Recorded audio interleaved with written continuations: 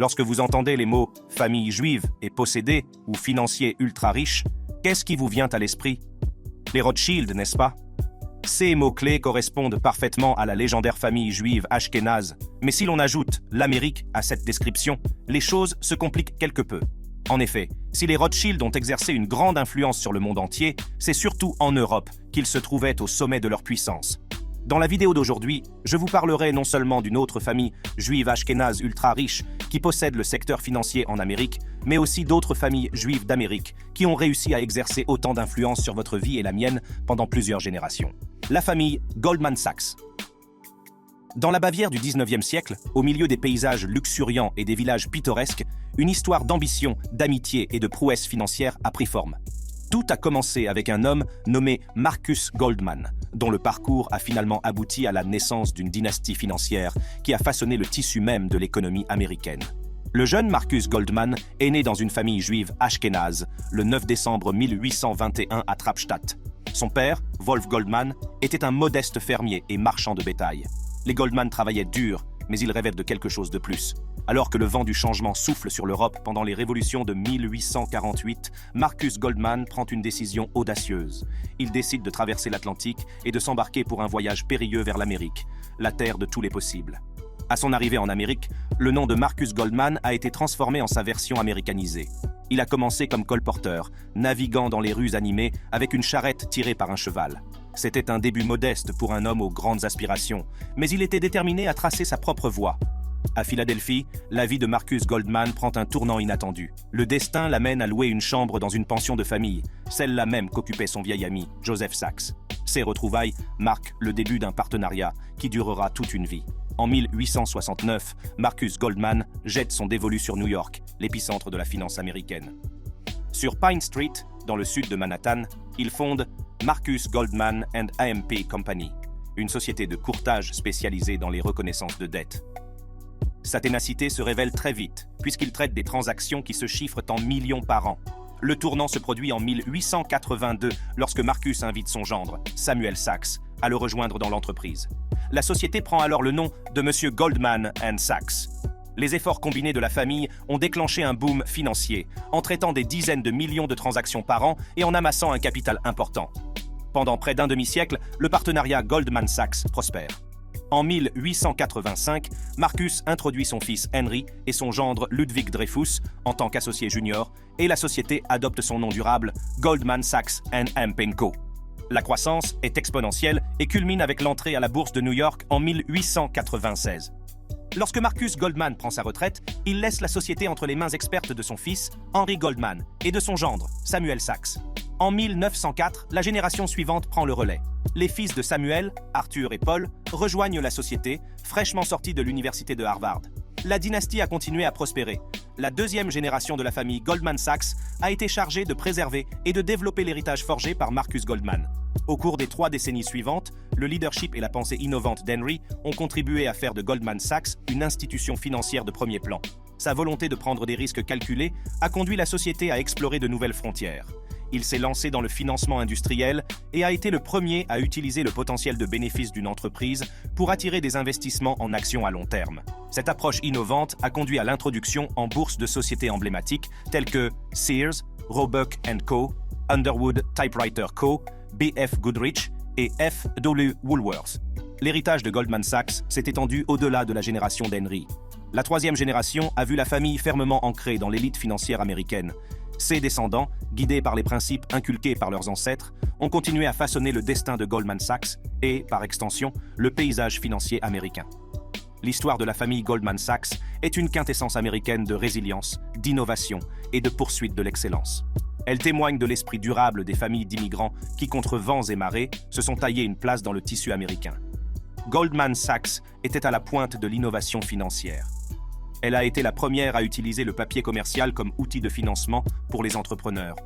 Cette approche innovante a permis de fournir des capitaux indispensables aux entreprises émergentes et a ouvert la voie à la future notoriété de l'entreprise. En 1896, Goldman Sachs a fait sentir sa présence sur la scène mondiale en rejoignant la bourse de New York. Cet événement marque une étape importante dans le parcours de l'entreprise, qui devient un acteur majeur du monde financier. Au début des années 1900, Goldman Sachs s'est lancé avec audace dans le monde des offres publiques initiales. En 1906, la société a joué un rôle crucial dans l'introduction en bourse de Sears, Roebuck & Company, un événement qui a fait date dans le monde de la finance. Cette réalisation n'était qu'un début, car Goldman Sachs a continué à diriger plusieurs introductions en bourse très médiatisées, dont celle de Microsoft en 1986. L'influence de la firme s'étend au-delà des frontières américaines. En 1986, Goldman Sachs étend ses activités en rejoignant les bourses de Londres et de Tokyo. Cette expansion internationale marque une nouvelle ère pour la société. Tout au long du XXe siècle, Goldman Sachs est restée une force dans le monde financier. Elle a joué un rôle central dans diverses fusions et acquisitions, est devenue une pionnière de la distribution électronique, de la recherche en matière d'investissement et a introduit des produits financiers innovants, tels que les obligations à forte décote. La direction de la société s'est efforcée de s'adapter à l'évolution des marchés et de maintenir son engagement en faveur de l'excellence. Au début des années 2000, Goldman Sachs a fait face à l'éclatement de la bulle Internet, réussissant à résister à la tempête alors que d'autres s'effondraient. La société a joué un rôle essentiel en conseillant des entreprises technologiques, notamment Microsoft et Yahoo. Cela a non seulement généré des revenus substantiels, mais a également consolidé sa réputation de banque d'investissement de référence pour les entreprises technologiques. L'influence de Goldman Sachs dans la Silicon Valley a contribué à façonner le paysage financier de l'industrie technologique. L'implication de Goldman Sachs dans le secteur technologique est considérable. Le fait de posséder des propriétés emblématiques comme le Rockefeller Center illustre l'incursion de la famille dans l'immobilier. Ces investissements constituent non seulement des actifs précieux, mais soulignent également la puissance financière de la famille. Ces propriétés de premier plan sont devenues synonymes du nom de Goldman Sachs et reflètent sa présence significative sur le marché de l'immobilier. Au milieu des années 2010, Goldman Sachs s'est aventuré dans le domaine du crédit à la consommation en lançant JS Bank et Marcus by Goldman Sachs. Cette initiative a marqué le passage d'une offre destinée uniquement aux investisseurs institutionnels et aux entreprises à une offre destinée à répondre aux besoins financiers des consommateurs ordinaires. En proposant des prêts personnels et des comptes d'épargne, elle a diversifié son portefeuille et s'est adressée à une clientèle plus large. Outre ses activités de banque d'investissement, Goldman Sachs joue le rôle de négociant principal sur le marché des titres du Trésor américain. Il joue un rôle crucial dans la gestion de la dette nationale. En offrant des services de compensation et de conservation, Goldman Sachs garantit des transactions sûres et efficaces. Elle joue également le rôle de teneur de marché. Ils assurent la liquidité de divers marchés, y compris les actions et les devises.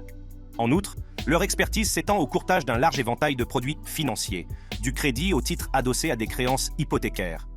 Goldman Sachs a participé à de nombreuses opérations financières et a joué un rôle essentiel dans le paysage économique américain. Elle a participé à des transactions financières historiques, conseillé des politiques économiques cruciales et aidé des entreprises à prospérer. Cette implication les place au cœur du moteur économique du pays. L'accumulation de richesses par la famille n'est pas seulement impressionnante, elle est stupéfiante.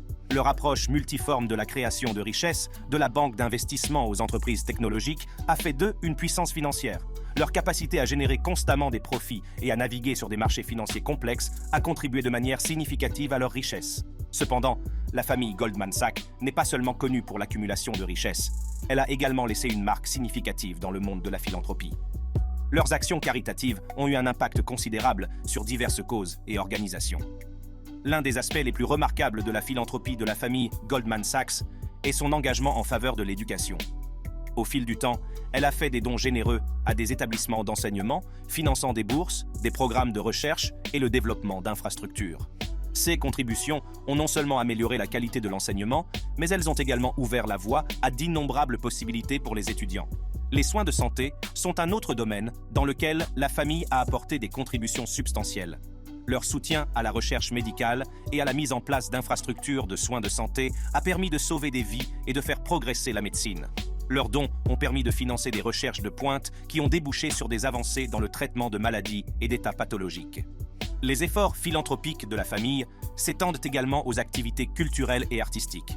Ils ont été des mécènes, soutenant des musées, des théâtres et des institutions culturelles. Leurs contributions ont permis de préserver et de promouvoir la riche tapisserie de la culture et du patrimoine américain. Un autre aspect de la philanthropie de la famille Goldman Sachs est son engagement à relever les défis sociaux et environnementaux. Ils ont activement soutenu des initiatives liées à la réduction de la pauvreté, à la conservation de l'environnement et à la justice sociale. Par l'intermédiaire de leur fondation caritative, ils ont financé des projets visant à créer un monde plus équitable et plus durable.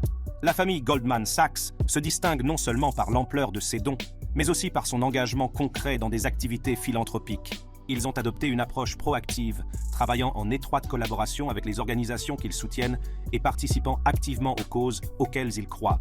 La famille Goldman Sachs a construit un héritage durable qui va bien au-delà de ses réalisations commerciales. Cet héritage a contribué à façonner leur réputation en tant qu'individus et en tant que famille profondément investie dans l'amélioration de la société. De toute évidence, la famille Goldman Sachs a gravé son nom dans les sables du temps et s'est tissée dans le tissu même de l'économie américaine, au point que l'on peut presque dire qu'elle possède l'Amérique. La famille Pritzker. La famille Pritzker n'est pas seulement un nom familier aux États-Unis, c'est un symbole de réussite, d'innovation et de philanthropie qui a laissé une marque indélébile sur le paysage économique américain. À mesure que nous nous plongeons dans leur riche histoire, il devient évident que le parcours de cette famille juive est une histoire typiquement américaine, faite de vision, de ténacité et d'une recherche constante de l'excellence. Les racines de la famille Pritzker remontent à l'Ukraine, où ses ancêtres ont jeté les bases de son rêve américain. Abraham Nicholas Pritzker, le patriarche de la famille, est né le 6 janvier 1896 aux États-Unis. Il est le fils d'immigrants juifs ukrainiens, Annie P. et Nicholas G. Pritzker, qui sont arrivés dans le pays des opportunités à la recherche d'une vie meilleure. Le voyage de Nicholas G. Pritzker de Kiev à Chicago en 1881 résume l'expérience de l'immigrant. Il a d'abord travaillé comme pharmacien, mais sa quête incessante de connaissances l'a conduit à obtenir un diplôme de la faculté de droit de l'université de Paul. Sa conviction profonde de l'importance de l'héritage est résumée dans un livre qu'il a écrit, Un héritage familial, qui souligne l'idée que votre seule immortalité est l'impact que vous avez sur vos successeurs. Abraham Nicholas Pritzker, souvent surnommé affectueusement Ab, était le porte-flambeau de l'héritage familial. Après avoir terminé ses études à la faculté de droit de Harvard, il a fondé, avec ses frères Harry et Jack, le cabinet d'avocats Pritzker & M.P. Pritzker, qui est devenu la pierre angulaire de leur parcours. Chaque frère Pritzker s'est spécialisé dans un domaine juridique distinct, Harry en droit pénal, Abraham en droit des affaires et Jack en droit immobilier. Leur expertise collective et leur engagement en faveur de l'excellence ont jeté des bases solides pour leurs activités futures. Les années 1930 marquent un tournant dans l'histoire de la famille. Abraham Pritzker, animé par l'ambition et l'innovation, choisit de s'aventurer sur de nouveaux terrains aux côtés de son frère Jack. Ensemble, ils explorent les investissements immobiliers et les petites entreprises, principalement dans la ville dynamique de Chicago. Ils démontrent ainsi leur capacité d'adaptation et leur clairvoyance au-delà des limites de la profession juridique. Pendant ce temps, Harry Pritzker continue de superviser le cabinet d'avocats, qui évolue ensuite vers une entité interne répondant exclusivement aux besoins de la famille Pritzker et de son empire commercial en plein essor. Les frères Pritzker ont remarquablement réussi à accumuler des richesses, en partie grâce à leur planification financière avisée. Ils ont créé une série de fiducies qui leur ont permis de gérer et de distribuer leurs revenus de manière stratégique. Cette perspicacité financière a non seulement protégé leur patrimoine d'une imposition excessive, mais elle leur a aussi donné la possibilité d'allouer les ressources comme ils l'entendaient.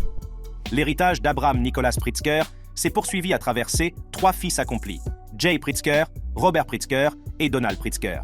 C'est cette deuxième génération qui a non seulement perpétué l'héritage familial, mais aussi remodelé le paysage commercial américain. Jay Pritzker, l'aîné, avait une vision qui a transformé la fortune de la famille. Il ne s'est pas contenté des débuts modestes du cabinet d'avocats Pritzker & M.P. Pritzker, dirigé par leur oncle Harry. Au contraire, Jay a entrepris de diversifier le portefeuille de la famille. Avec son frère Robert à ses côtés, il s'aventure dans le monde de l'industrie en créant la société Holding Marmon Group. Ensemble, ils ont développé un portefeuille de 60 entreprises industrielles diverses, toutes marquées par l'innovation et la créativité. Mais l'héritage le plus durable de Jay était encore à venir. En 1957, il a collaboré avec son autre frère Donald pour donner naissance à la chaîne d'hôtels Hyatt. Ils étaient convaincus qu'un hôtel de haute qualité, situé à proximité des principaux aéroports, constituait une stratégie commerciale gagnante, et ils avaient raison. Le Hyatt Regency Atlanta, avec son hall d'entrée en atrium et ses ascenseurs en verre, est devenu une merveille architecturale instantanée et le modèle des futurs hôtels Hyatt. Robert Pritzker, brillant ingénieur industriel, était tout aussi remarquable. Il a contribué non seulement à l'entreprise familiale, mais aussi au monde universitaire. Il a enseigné à l'Illinois Institute of Technology, puis à la Graduate School of Business de l'Université de Chicago. Ses cours étaient uniques et ancrés dans le monde réel des reprises d'entreprise. Son approche permettait aux étudiants de recommander ou non l'achat des entreprises étudiées, encourageant ainsi la créativité et l'indépendance d'esprit. Pendant ce temps, Donald Pritzker était occupé à façonner le secteur de l'hôtellerie. En tant que président de Hyatt, il a supervisé sa transformation en 5e chaîne hôtelière du monde au moment de son décès prématuré. Le leadership de Donald a donné le ton à la culture de Hyatt, en mettant l'accent sur l'excellence et l'innovation. L'héritage de la famille Pritzker s'est poursuivi à travers les générations suivantes. John A. Pritzker, né en 1953, était l'aîné de la 3e génération. Fils de Jay Pritzker, John a perpétué l'esprit d'entreprise de la famille. En 1972, il a commencé sa carrière au sein de l'entreprise familiale Hyatt Hotels, où il a gravi les échelons jusqu'à devenir directeur général et vice-président de division en 1984. La vision de John dépasse les limites de Hyatt et, en 1988, il se lance dans ses propres projets d'entreprise, notamment en jouant un rôle central dans Ticketmaster. Mais la véritable passion de John réside dans le monde du bien-être et de l'hôtellerie. En 1996, il a cofondé Mandara Spa, une chaîne de 72 stations thermales.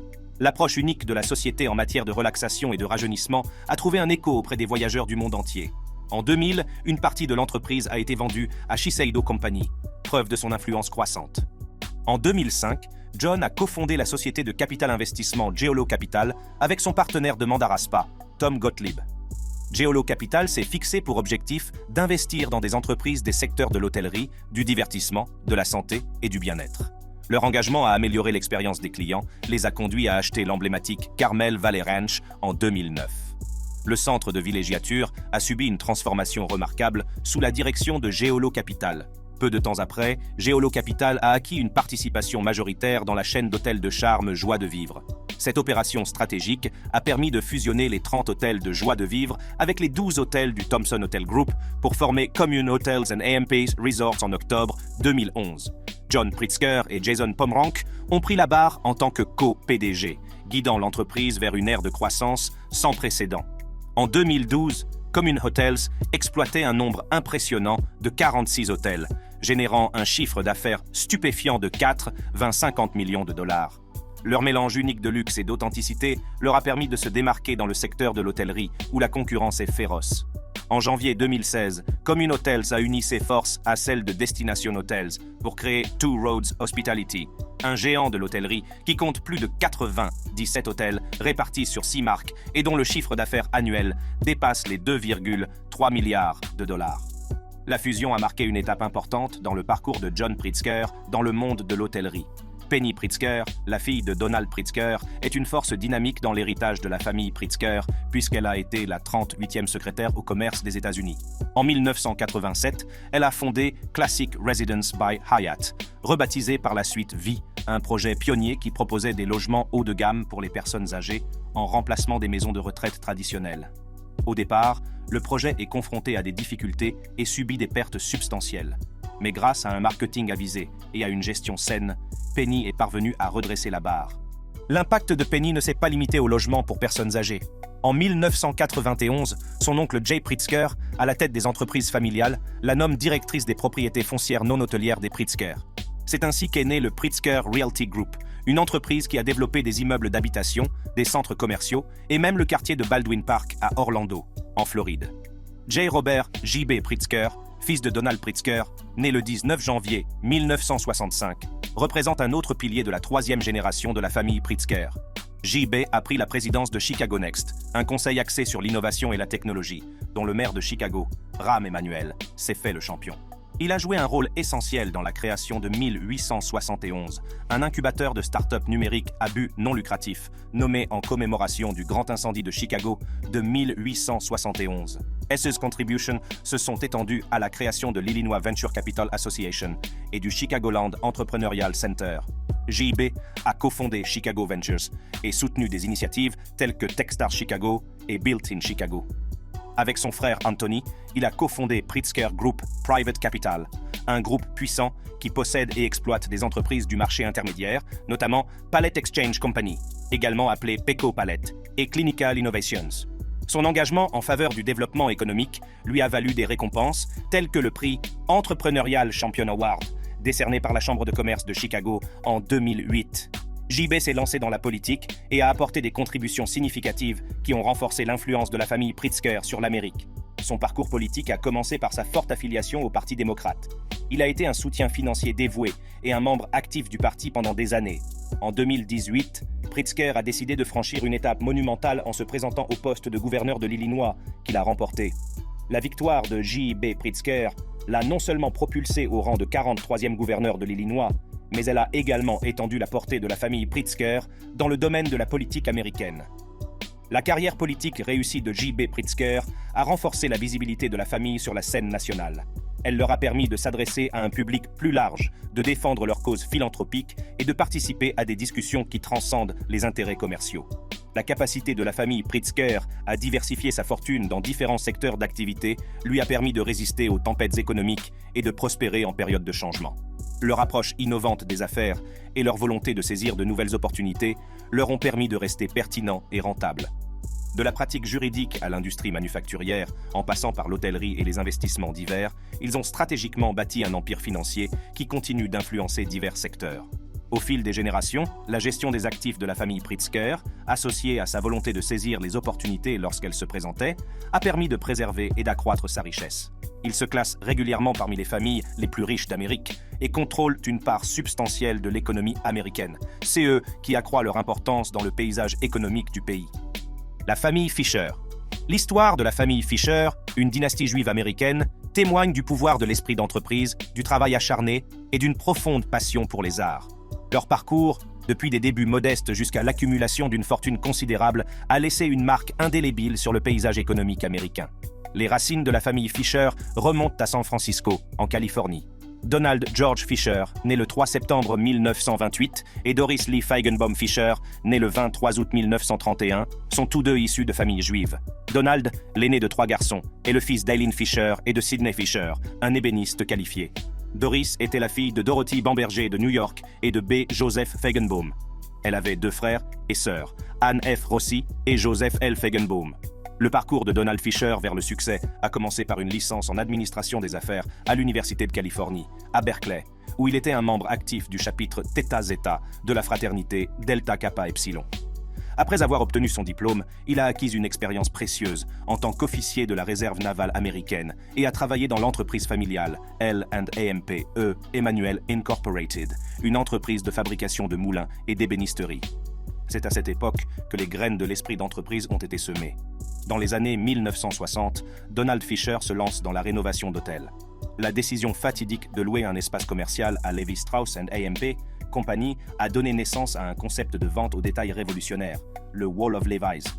Conscients du potentiel de ce concept, Donald et Doris Fisher ont remodelé à jamais le secteur américain de la vente au détail de produits de mode. En 1969, le premier magasin Gap ouvre ses portes près du City College sur Ocean Avenue à Ingleside, San Francisco. Le magasin ne propose que des vêtements Levi's et des disques vinyles long playing, une combinaison unique destinée à attirer un public jeune. Le magasin, judicieusement baptisé The Gap, en référence au Generation Gap, proposait une gamme variée de tailles de jeans, une initiative pionnière à l'époque. Le magasin proposait également des disques et des cassettes pour répondre aux besoins d'un public jeune. En 1972, les Fishers ont introduit la marque Gap, devenant ainsi la première chaîne de magasins à utiliser le nom de son magasin comme marque. Le succès retentissant de Gap a conduit à une introduction en bourse en 1973, et à partir de là, l'empire de la famille Fisher s'est étendu. Ils acquièrent Banana Republic, une petite entreprise de vente par correspondance, et fondent Old Navy, qui connaît un succès remarquable, atteignant un chiffre d'affaires d'$1 milliard en seulement 4 ans. Donald Fisher a été PDG jusqu'en 1995, président du conseil d'administration jusqu'en 2004, puis administrateur de la société et président émérite jusqu'à son décès en 2009. Forbes a estimé sa valeur nette à $4,3 milliards en 1999. Doris Fisher, qui ne voulait pas être éclipsée par le succès de son mari, est devenue une personnalité influente à part entière. Son amour profond pour l'art occidental contemporain l'a conduite à constituer une collection d'art exceptionnelle, comprenant des œuvres d'artistes renommés tels qu'Andy Warhol, Ellsworth Kelly et Richard Serra. Ses efforts philanthropiques ont été tout aussi impressionnants, avec des contributions significatives à des institutions culturelles. La deuxième génération de la famille Fisher, composée de John Fisher, William Fisher et Robert Fisher, a joué un rôle essentiel dans la trajectoire et le succès de Gap Inc., un géant de la vente au détail. L'impact et l'influence de cette famille juive sur le paysage américain de la vente au détail sont significatifs, reflétant leur engagement à poursuivre l'héritage établi par leurs parents, Donald George Fisher et Doris F. Fisher, qui ont cofondé Gap Inc. en 1969. John Fisher est l'un des fils de Donald. Il est reconnu non seulement pour sa participation substantielle dans Gap Inc., à hauteur de 17,23%, mais aussi pour ses contributions plus larges au monde du sport. John est le principal propriétaire des Oakland Athletics de la Major League Baseball et des San Jose Earthquakes de la Major League Soccer. Son implication dans le sport souligne la diversité de ses intérêts et son engagement dans la communauté.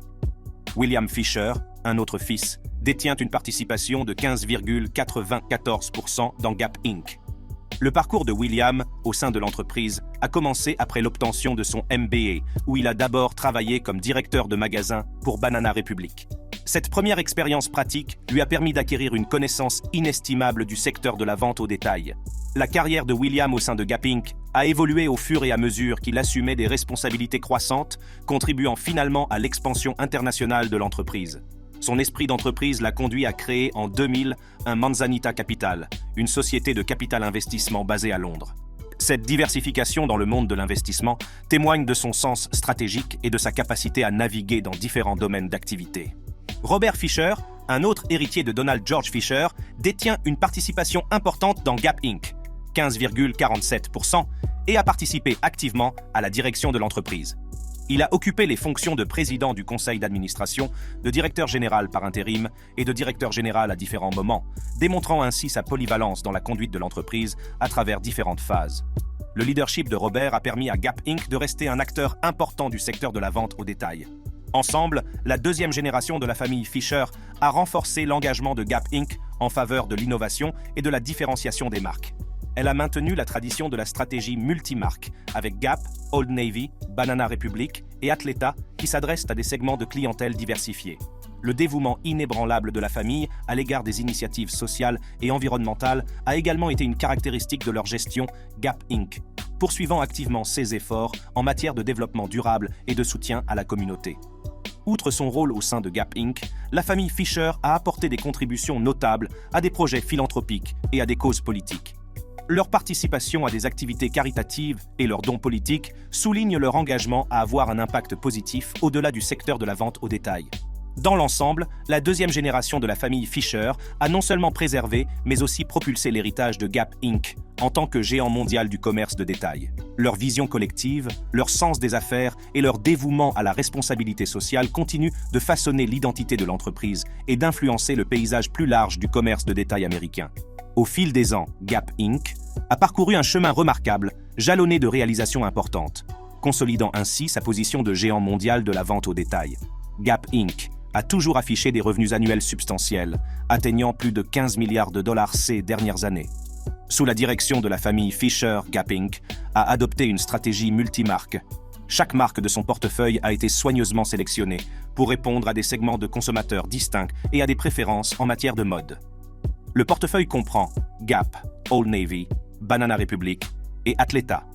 Cette stratégie de diversification a assuré l'adaptabilité et le succès à long terme de l'entreprise. Gap Inc. a stratégiquement diversifié son offre de produits. Des vêtements décontractés aux vêtements d'athlétisme, l'entreprise a exploité différentes niches du secteur de la mode. Cette diversification a permis à l'entreprise de capter un large éventail de préférences et de caractéristiques démographiques des consommateurs. Gap Inc. se classe régulièrement parmi les détaillants les plus importants et les plus influents au monde, avec des milliers de magasins en activité dans 43 pays. Son leadership dans le secteur a établi des normes en matière de pratiques de vente au détail, de stratégie de marketing et de responsabilité d'entreprise, consolidant ainsi sa réputation de géant international de la vente au détail. Gap Inc. a été un employeur majeur aux États-Unis, employant environ 95 000 personnes dans le monde au début de l'année 2023. Cela n'a pas seulement créé des emplois, mais a également stimulé les économies locales dans diverses communautés, faisant de la famille Fisher une pierre angulaire du développement de l'économie américaine. Leur héritage durable dans les domaines de la mode, de la vente au détail et de la philanthropie souligne sans équivoque leur place dans la tapisserie de l'histoire des entreprises américaines, gravant fermement leur nom dans les sables du temps. Dans une nation bâtie sur les rêves et les ambitions d'innombrables individus et familles, l'histoire de ces familles est un brillant exemple de ce que l'on peut accomplir grâce au travail acharné, à l'innovation et au dévouement aux principes sur lesquels l'Amérique a été fondée. J'espère que vous avez apprécié cette vidéo. cliquez sur n'importe quelle carte de votre écran pour accéder à d'autres contenus de ce type, et je vous y retrouverai.